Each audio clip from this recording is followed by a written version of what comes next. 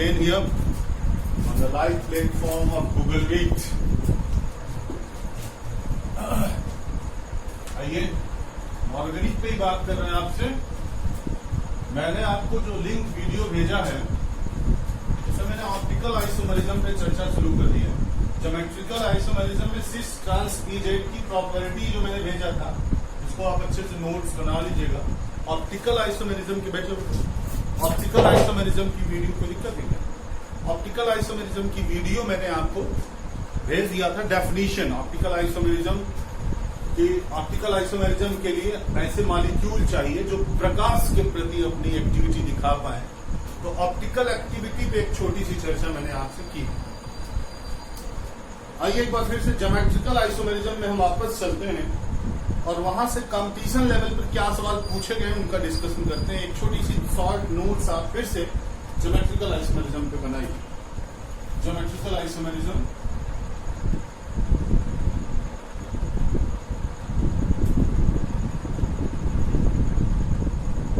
एक छोटी short notes आप ज्योमेट्रिकल आइसोमेरिज्म पे बनाइए।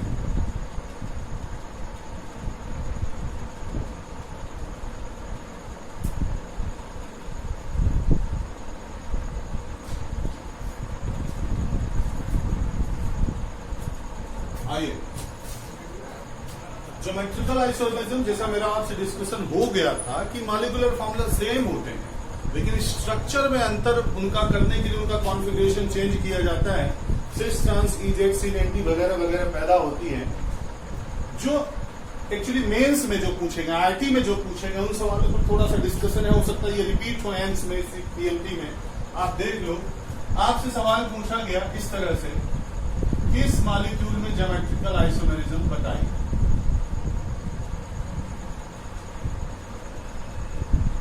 इस मॉलिक्यूल में ज्योमेट्रिकल आइसोमेरिज्म बताइए। ठीक है, मॉलिक्यूल खींच करके मॉलिक्यूल डिजाइन कर करके हम अपना कॉन्सेप्ट बनाते हैं। आप ऐसे मॉलिक्यूल की ज्योमेट्रिकल आइसोमेरिज्म सॉल्व करने जा रहे हैं जिसमें डबल बॉन्ड अल्टरनेट ऑर्डर पे लगा हो।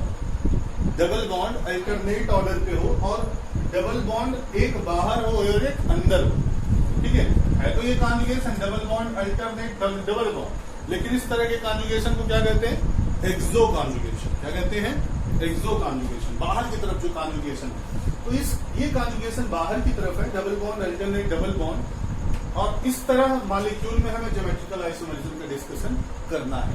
ऐसे ही मैं डबल बॉन्ड बना करके जो पूछा गया उसको कॉन्सेप्ट की तरह एक बना लीजिए। कॉन्सेप्ट की तरह डेवलप कर लीजिए।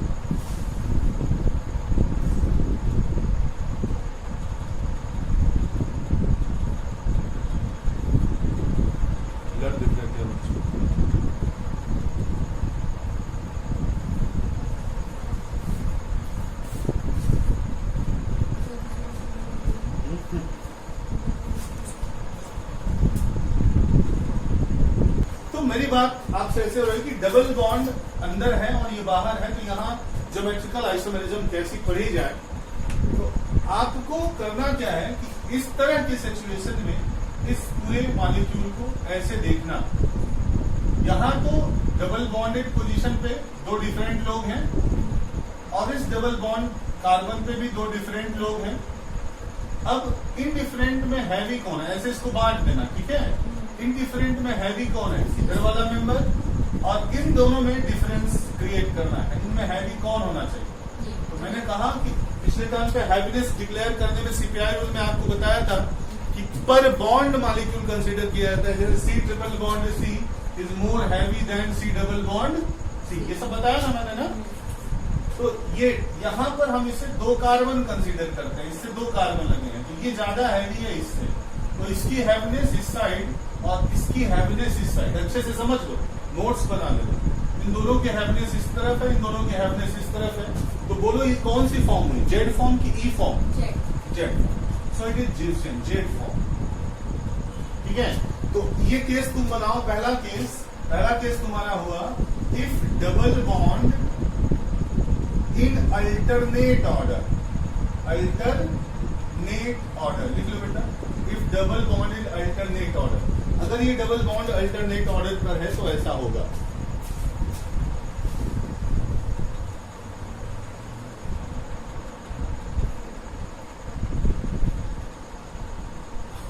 कुछ भेजिए, ऐसा दिख रहा है।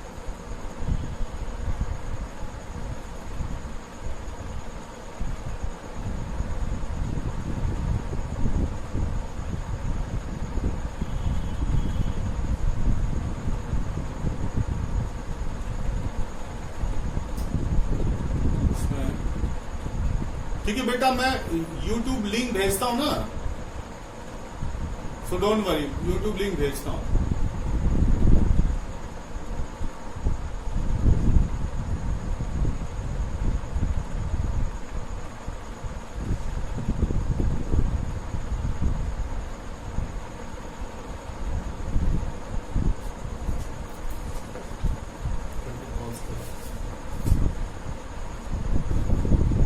बच्चों ये बात हो रही थी कि double bond in alternate order अगर ऐसा हो तो ये हो, सही है, समझ में आ रहा है। दूसरी कंडीशन लिखो, दूसरी कंडीशन लिखो,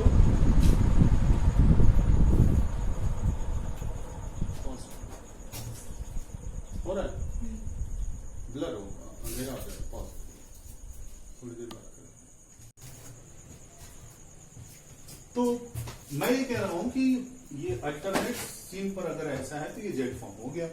अब इसका एक एग्जांपल और देख लें कि ये ज्योमेट्रिकल आइसोमेरिज्म दिखाया गया, एक मॉलिक्यूल, जैसे इस तरह का एक मॉलिक्यूल ड्रॉ हो, देख लो CH3H, ठीक है ये, और आपसे पूछा जाए it can show geometrical isomerism और नॉट, तो 100% ये ज्योमेट्रिकल आइसोमेरिज्म नहीं दिखाएगा। क्यों? क्योंकि यहाँ डिफरेंट लोग हैं और यहाँ पे दोनों ही सिमिलर लोग हैं, तो ये ज्योमेट्रिकल आइसोमेरिज्म नहीं, ठीक है। तो ये एक तरह का प्रॉब्लम, इसे आप नोट कर लीजिए। और हम अब डबल बॉन्ड की दूसरी सीन देखते हैं। ये बड़े स्पेशल टाइप के ज्योमेट्रिकल आइसोमेरिज्म है, इनको अच्छे से समझ के रखना है।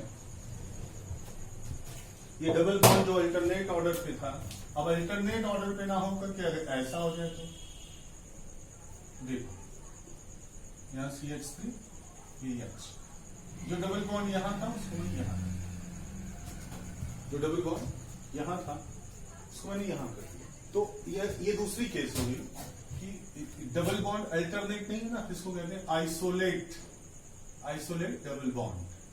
कौन? अंदर से बाहर की तरफ आइसोलेट, ठीक है। तो फिर से वैसे ही आप बांट के देख लीजिए, अभी भी ये ज्योमेट्रिकल आइसोमेरिज्म दिखाएगा और सिस दिखाएगा कि ट्रांस दिखाएगा। देख लो, इस दोनों में है भी यहाँ है, और इसकी CPI रूल के हिसाब से देखो, है ना, ये इसके साथ जुड़ा है, ये इसके साथ जुड़ा है, तो हैवी आफ्टर ऑल यही होगा। पहला आइटम देख लो, अच्छे से समझ लेना, इस कार्बन के साथ पहला आइटम ये, पहला आइटम ये, दूसरा आइटम ये कार्बन, दूसरा आइटम एक कार्बन, और दूसरे पे जाओ तो ये दो डबल बॉन्ड से, जब फिर डबल बॉन्ड लगे तो हैवी हो गया। तो इधर हैवीनेस यहाँ है, इधर हैवीनेस यहाँ है, तो कौन सी फॉर्म होंगे? तो इस तरह की फॉर्मूला समझ लो, आइसोलेट कंडीशन। तो दूसरी केस बना लो कि अगर आइसोलेट डबल बॉन्ड हो तो उसे कैसे सॉल्व करना, ठीक है।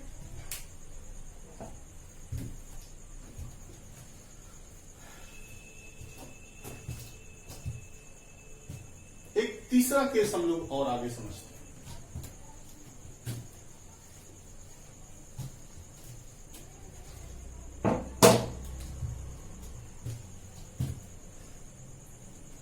कि डबल बॉन्ड अब बाहर ना हो करके अंदर की तरफ आइसोलेट हो रही है। Double bond alternate double bond नहीं है, ये डबल बॉन्ड ऐसे लगे हुए हैं, और यहां पे तुमको CH3 और H लगा मिले, और यहां पर तुमको H और CH3 लगा हुआ मिले,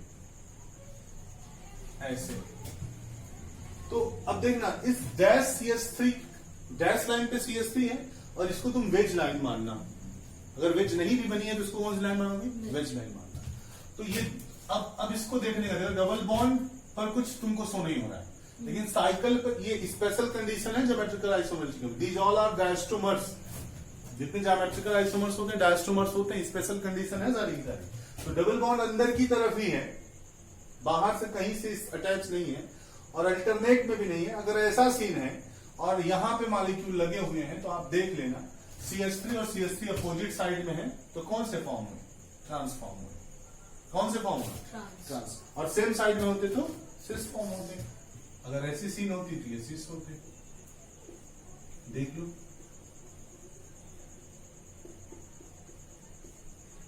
केसेस फॉर्म होता है, ठीक है। तो एक ये केस बना, एक इसको नोट कर लो।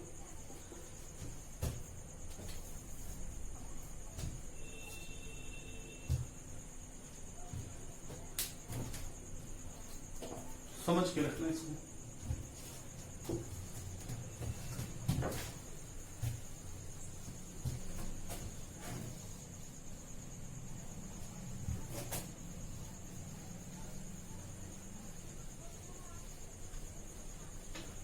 एक और केस बना के देखो और याद रखना,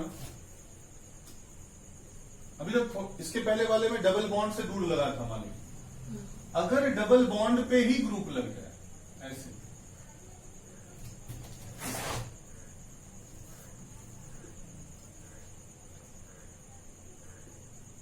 ऐसे अगर डबल बॉन्ड पर ही ग्रुप लग जाए तो they can not show geometrical isomer, can not show, can't show geometrical isomer. Cycle के अंदर की कहानी पढ़ रहे थे, डबल बॉन्ड लगा लगा करके साइकिल के अंदर ज्योमेट्रिकल आइसोमरिज्म का फॉर्मेशन कर रहे थे। अगर साइकिल के अंदर ही डबल बॉन्ड लग जाए तो ये ज्योमेट्रिकल आइसोमरिज्म नहीं दिखाएगा। तो इतनी प्रॉब्लम ज्योमेट्रिकल आइसोमरिज्म की एक्स्ट्रा थी, इन सब पे बात हुई है, क्वेश्चन हुआ है, इनको थोड़ा सा ध्यान से देखना है। ये सारी की सारी डायस्टोमर्स भी हैं, ठीक है, नोट करो।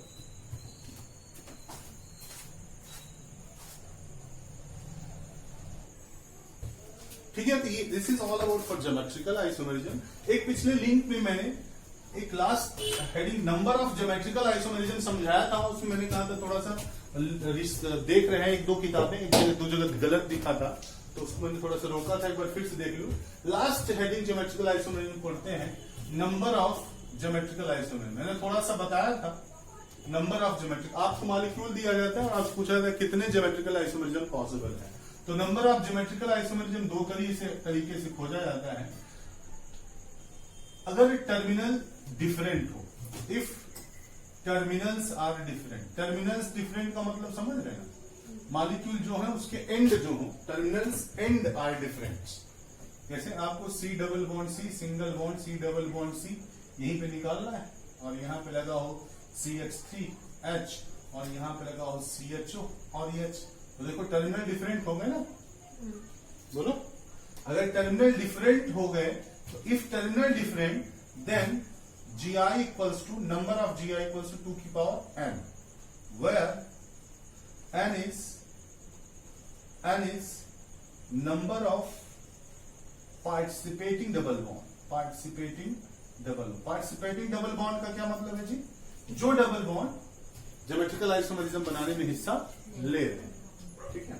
इफ टर्मिनल डिफरेंस, और अगर टर्मिनल सेम हो जाए, if terminals are same, if terminals same, अगर टर्मिनल सेम हो जाए तो दो फार्मूले बनते हैं, दो फार्मूले बनते हैं। If n is even, if n is even और if n is odd, n का मतलब समझ गए ना, number of participating double bond. अगर टर्मिनल सेम है, दोनों इंड सेम हो जाए, CH3H CH3H, तब निकालेंगे दो बातें देखेंगे, n इवन है कि ऑड। जैसे यहाँ पे n इवन है ना, अगर ये सेम हो जाए यहीं पे CH3CH CH3H तो ये इवन है, तो ये वाला फार्मूला, और ये ऑड तो दूसरा फार्मूला। इवन का मतलब 2 4 6 वाली कंडीशन, और ऑड का मतलब 1 3 5 7 वाली कंडीशन। तो इवन का फॉर्मूला याद रखो, number of GI equals to, number of GI equals to, बोलो 2 की पावर n प्लस 2 की पावर n माइनस 1 बाई 2, 2 की पावर n माइनस 1, 2 की, सॉरी, हाँ बोलो, 2 की पावर n माइनस 1 प्लस 2 की power n by 2 minus n by 2 minus 1, 2 की पावर n बाई 2 माइनस 1। और इसके केस में GI इक्वल्स टू 2 की पावर n माइनस 1 प्लस 2 की पावर n माइनस 1 बाई 2। यहाँ पे दिख रहा है?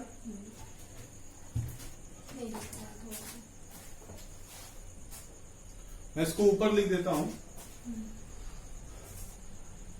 ऑड वाला फॉर्मूला मैं इधर लिख देता हूं, ऑड वाला formula, number of GI, odd वाला फॉर्मूला 2 की पावर n माइनस 1 प्लस 2 की पावर n माइनस 1 बाई, देख लो दोनों फॉर्मूले, ये इवन का फॉर्मूला है और ये ऑड का फॉर्मूला है, number of geometrical possible geometrical isomerism. तो अब ज्योमेट्रिकल आइसोमेरिज्म में तुम्हारी कहानी खत्म हो चुकी है, सारे क्वेश्चन तुम्हारे हो जाएंगे। इस पर तुम्हें ढेर सारी प्रैक्टिस करनी है, साइकिल नॉन साइकिल प्लेन की। इतनी लिंक मैं तुम्हें शेयर कर रहा हूं, इनको अच्छे से पढ़ो, फिर हम लोग ऑप्टिकल आइसोमेरिज्म की डिस्कशन करेंगे। ठीक है, थैंक यू वेरी मच।